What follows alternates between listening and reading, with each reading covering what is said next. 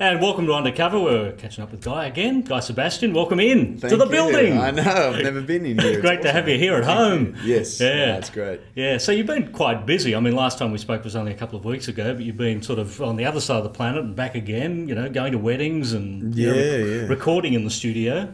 I take it there's probably a little bit of jet lag in there at the moment. Yeah, no, it's...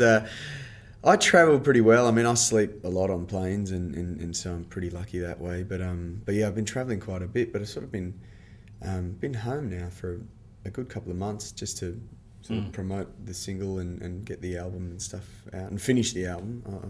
I've been taking my sweet time, but I'm done now, and I'm still trying to convince them to let me tweak one. There's one more song. I got to the end of it and just I don't like the chorus anymore of this one particular song. And so no, come on! You told us what, 2 weeks ago? I did say it was the album. finished. I know, yeah, but yeah, I'm trying to convince them. So you're only tweaking a song. You're not writing any new songs. No. That's it. Yeah, no, I'm done for writing. I'm sort of in that. You get in that headspace where you think, all right, I need to just give my brain a rest for a few weeks or a few months, and I'm there. I'm right there at the moment. Because that last song you were working on was Perfection, the one you did at your wedding. And it was never meant to be on the album, but it's going to be on the album. Yeah, it was just it was something that to be honest, I put that on mainly for my friends actually who were at the wedding.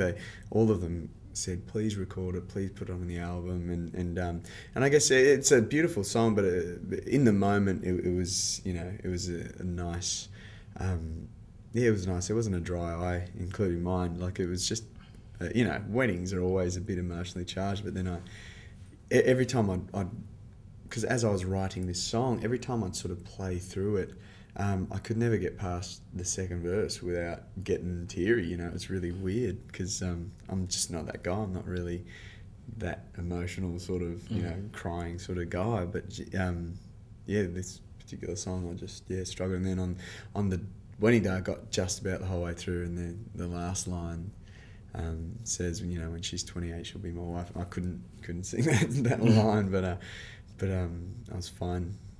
I was fine in the studio. Not a tear at all. Yeah. It means that marriage, I guess, is, you know. so no. Careful now. You have a habit of being misquoted, you know. So you've got to be very careful what you say. No, marriage is great. Yeah. So Like It Like That is a return to, you know, where you were on the 3 previous albums. You know, a bit of a diversion there with Memphis. Yeah. Were you having top 40 withdrawal? I wouldn't say that. I mean, the Memphis album was it was amazing for me. It was so natural and such a definitely something that I had to do, and I had to do that sort of album at some stage because I love those songs, and you know, it went triple platinum for me. That's you know, one of my highest selling, apart from my first album, that's the highest selling album I've had, and so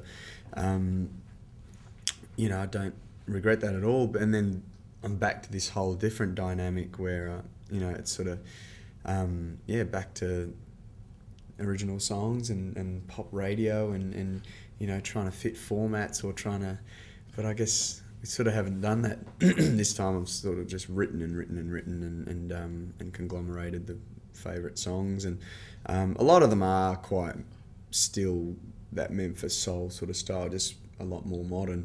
Like It Like That is probably Like It Like That probably stands out as the most sort of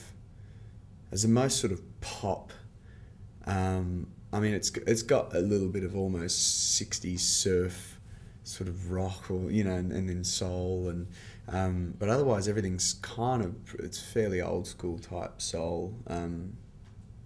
So I'm pretty stoked.